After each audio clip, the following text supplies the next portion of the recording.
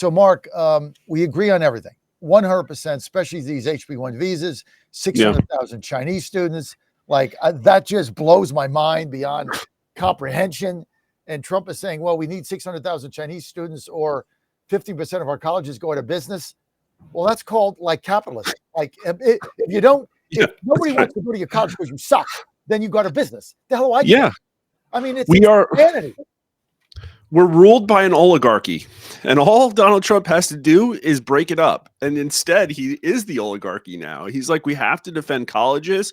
And his entire movement is like, no, make them burn. We want them gone. They're terrible. And like the second he says that, you have Antifa attacking people on UC Berkeley's campus. The optics are just horrifyingly bad in a way that just dismayed so many people because they're just waiting on bated breath to get some kind of action. And I think this age thing is a problem because it's going to increasingly drive politics. You know, there's been a red and blue divide over ideologically driven things, you know, conservatism versus liberalism. And so long, the Republican Party has been, well, vote for us because we're not socialist. Well, that just isn't going to work anymore. And they don't even understand. I don't think anybody in Washington understands. They're still stuck in this kabuki theater. And that includes the people that Trump surrounded with him on the right. And so you're looking at these people and they say, well, they voted for Trump under 40 and they're never going to vote for a socialist. It's like, no, they're ready to vote for a socialist now. They would have made you emperor in March when you were ripping apart the government with Doge. And now they're ready to vote for Mamdani. And that's really where it's at. And you can just look at all of the people are shuffling right now. Like the music has stopped. They're trying to find a chair because they realize this change is coming. Again, going back to Israel, the polling is very stark. Like this was made the leading edge issue because everybody freaked out over Nick Fuentes and Tucker Carlson. Turned out they made Nick Fuentes one of the biggest voices on the right by not shutting up about him for 3 weeks straight. And I told him about the Streisand effect, but there's probably more anti-Semites on the right now than there've ever been. And they did it to themselves. But if you look at voters under 50, given a tracking question, who do you support more, Israel or Palestine? They go more for Palestine. They just do. And people older go Israel. The 18 to 29s, it's only 21% say Israel. 65 and older, it's 59. That's not even party. That's just age. And so it's driving a lot of politics. I just saw a report from Axios. Scoop, Israel seeks 20-year military aid deal with the U.S. with America First tweaks. Do you know what that is? That's fear and concession. They're looking at the future and saying, like, first off, they literally upped the Hasbara budget and carpet bombed Twitter on the right with a huge fight. The establishment trying to reassert itself to take over the America First part of the movement. And I think they realized they failed because Mark Levin gets brutally ratioed by Nick Fuentes now. And so now they're trying to lock in a 20-year military aid deal with America First tweaks, concessions. They're looking at J.D. Vance and they're saying, well, this guy said that our president's not controlled by Israel. That's a problem. The newspapers in Israel are screaming about that. So this is going to happen with NATO. This is going to happen with the housing market. This is going to happen with corporations. Well, we got to wake up. We got to wake up here. I mean, as I said, 8 days ago, the election results were just a jarring shakeup. And then, you know, you couple HB1 visas and 600,000 Chinese students, and you start ripping apart the coalition. Yeah, that's what's happening now. It's falling apart like that, and we're doing it to ourselves. And you're right. And the optics of President Trump going on Fox, going for HB1 visas, and then the next day he's got this massive meeting with Wall Street gangster bankster titans who have been ripping us off for the last 6 decades. Was, to me, the optics there were the worst I've seen since he got down the escalator. It was just, okay, you said that because you got a meeting tomorrow with these guys that basically want to import in cheap labor because they can't export it. So now they want to import it. And this is the whole purpose of the tariffs and why we're trying to get all this investment. And then they want cheap labor, so they want the HB1 visa scam. I'm going to bring in Jane Timken. Jane, National Committee woman, Ohio. Jane, great to have you. Also, let's bring in Dan Oxner, KNSI Radio. Jane, there is a shakeup right now on the right, in the movement, and it's real, and you can't ignore it or sweep it under the carpet. And My thing is, I was outraged by the HB1 visa statement. I still can't get over it. This is the exact opposite of what the movement has been about since President Trump came on the scene. And I mean, you're part of the Republican Party apparatus. Yep. Do you understand the outrage on the right about these visas and these 600,000 Chinese students, Jane? Sure, I do. I mean, look, we've been dealing with this for decades in this country. I remember back when we had the Confucius Institutes on our university campuses that hopefully we've eradicated. Look, I think that Donald Trump is trying to negotiate several deals on several different levels. And I always go back to he knows what he's doing, what he's talking about. I understand the angst over the H-1B visas. We have a lot of qualified individuals in this country that deserve the opportunity to be hired by these giant corporations and technology companies. And I'm always very cautious as to why we need to bring Chinese students into this country. They don't get here without the authority of the CCP, and they, quite frankly, I think, are spies. So the fact that we are allowing these students to continue to have residence in this country is very alarming to me because I just don't trust them. I don't think anybody does. I mean, why do we need 600,000 of them? And the idea to prop up failing colleges. Jane Timken with us, Jane, Ohio State Senator and RNC committee woman from Ohio. Also, Mark Mitchell with us, a senior leader of Rasmussen Reports Polling Company. And we're going to bring in Dan the Ox Oxner, host of Hot Talk with the Ox on KNSI Radio in Minneapolis. Dan, Ox, outrage look, there's no bigger supporter of President Trump and the movement than me. I mean, I've been there since January of 2015 when Lewandowski turned on the first light. I've never wavered. But this HB1 visa thing, I just am beside myself over it because it is so counter to everything we're trying to do.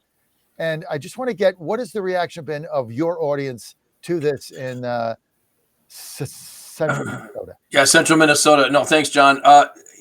Haven't brought up the topic today, right? Obviously, my show is coming up here shortly. But traditionally, the conversation has always been, okay, we're cracking down on people who are qualified for SNAP benefits, right? Hey, wait a minute here. These people are sitting on the couch. There should be a work requirement. There should be something. There's tons of people on the beach, sitting around, not working, living on government checks. It's like we, instead of, worrying about whether or not they're getting food stamps, let's try to say, if we've got a worker shortage in this country, that's where it is, right? We know exactly where they are, who they are. Let's put them to work. That being said, and I know that my listeners today are going to kind of go crazy on that too, kind of where you're at. But I think, when it comes to Trump, he's a timing guy. He builds things for leverage for his future negotiations that we're not aware of. His optics, the timing of his optics, there isn't an election for a year. People forget things, whatever he's up to so far, some of the things that he's done that have had us scratching our heads. It's like later, it's like, oh, I get it. He was building leverage for something moving forward that we're unaware of. So kind of having some faith in his MO, the way he's been operating the whole way. That's really where I'm at on this. But, John, dealing with the U.S. Chamber, for instance, all these years and everything, they've been under fire for trying to have, cheap labor, undocumented immigrants, right? They go around to Home Depot, whatever, and pick people up in the morning and take them to work sites and all that. And the big businesses like that. I think that you're right. The movement we need to change that. We need to not rely on this labor, but also, John, Trump's got to be looking at the numbers. And if we start employing these people who are sitting on the beach, can they get paid more than the government is paying them right now? Where are we going to get the workers? So, but I got to give Trump the credit to know that he knows what he's doing. Kind of like, well, I tell you what, you would be a great Philadelphia 76ers NBA basketball fan. Trust the system, which what they told their fans to do. Not the system, the people. And they're still in last place in the NBA East. A basketball analogy, I can't believe it. That's what I do. Okay, trust the system. Yeah, we're still like can't make the playoffs, can't get out of the first round, and we're still mired at the bottom of the NBA East. Nonsense. So, Sorry. Jane, what's our path forward here? I mean, Mitchell just told us generic ballot, Dems up by 5, not good. If Virginia goes down the tubes the way they're trying to do with this redistricting, with California and Texas and Salt Lake City, we're down 7 seats today. What's the path forward? How do we keep the House? What do we have to do? Jane Timken. Yeah, look, I was chair of the party in Ohio in 2018. And, we were in very similar situations. I don't know if you all remember, but the media, everyone, even, regular Republicans were hair on fire. Donald Trump is going to ruin the party. And I'm just telling you, we lost the House in 2018, unfortunately. But here in Ohio, we were able to keep our congressional incumbents, and then we also swept our statewides. So look, it is about micro-targeting. It is about getting people out. Quite frankly, the results from this November's elections showed a lot of complacency in the Republican Party. People sat on the sidelines. They pretended like there wasn't even an election. And so we really need to motivate our base and our voters to get out in 2026.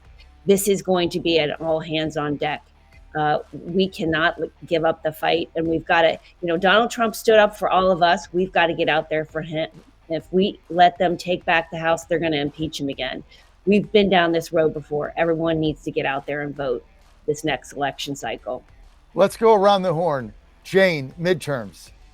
We're already down 7 if Virginia is successful in redistricting, which I'm fighting, as you know. Can we win, Jane? I believe we can. I think it's going to be a very difficult road. We've got to have good quality candidates. None of this nonsense with these jokesters who should not get endorsed by Donald Trump, who are not going to be successful. We need to win, and we need to be very calculating about how we win. Mitchell? I mean, it's possible, but I'm just looking at probably a bloodbath. It would probably take a Republican Manhattan Project to win at this point, and we're talking about like real legislative progress on 2 fronts. One is brutal economic populism in a way that convinces the youth that this party is committed to pursuing that long term. The other is visible, brutal government reform. We've heard about draining the swamp. There's been nothing. And I'm not just talking about arresting a few people. I'm talking about like, who raided Mar-a-Lago? Why? Fire them. Why is the CIA doing all these bad things? Fire them. What about the IRS? Why is it targeting Americans? We need to understand root cause and corrective action fixes. And those things would be overwhelmingly popular. But I'm worried about the Republicans, the way they spend money, the efficiency of it. And I think there probably needs to be some other systematic process to get a better get out the vote operation, just from what I'm hearing from within the party. Sounds like you're pessimistic on keeping the House. Yep. Yes. All right. Ox, wrap us up. We keep the House. We keep the Senate. We pray to God. It's been divine intervention this entire time. We were going down the tubes, right? Hillary was going to be president. Then it was going to be all over. Somehow God stepped in. He's going to do it again. We need to pray. And the economy in the summer, July 4th, we're all going to be doing so great. We'll look back on this and say, it worked. The Trump agenda worked. And the Republicans win the House and the Senate. That's what I'm hoping for. Well, from your mouth to your lips to God's ears, as they say. But I think I think you guys make a lot of sense. I'm with Jane. I think we got a chance. It's going to take a lot of work. And I'm also with Mark. There needs to be absolute economic populism overhaul. And Jane, I agree with one thing you said. We really got to stop having 45, 47 endorse these, what did you call them? Jokesters? Jokesters. Absolutely. Okay. Jane, that is a classic line because we all know it's true. It's true. It's true. And we're throwing money and our future away with these jokesters. Jokesters. The Republican establishment is telling him who to endorse. That's the problem, though. Yeah. Well, yeah, sometimes. But I have faith in the people around President Trump. I think James Blair and Matt Brasso and Susie Wiles are very smart as strategic thinkers. And so, my hope is that they'll do what they need to do. Jane wants to get rid of the bozos and the jokesters. Jokesters. Amen. Jane Timken, thank you for being with us. Thank you. Jane, you look fabulous today. It's like an everyday occurrence. Every time you come on, I always say you look fabulous. It's like, Oh, I don't know about that. I just got back from walking my dog. Ducks, not so much. Yeah, well, I'm in my auxiliary studio today, so doing what I can. Mark Mitchell with his iconic backdrop there. I love that backdrop, the little computer with the R on it. It's a green screen. Thanks for being with us, guys. Great panel. We might have to make this a Friday thing, guys. I'd love to. Thanks to Mark and the Rasmussen organization. You guys do great work. It's an honor to be on with you. You guys are great. Thanks. Thank you. Yeah, with all of you. I think this is a panel. Like, we just do this for an hour on Friday. Jane likes getting up early. Right? I have lots of jobs to do. We'll Mimosas next week. Mimosas. That might convince me. Thanks, guys, for being with us. You're on the John Fredericks Media Network. Over our time limit, but we don't care. But we'll be right back.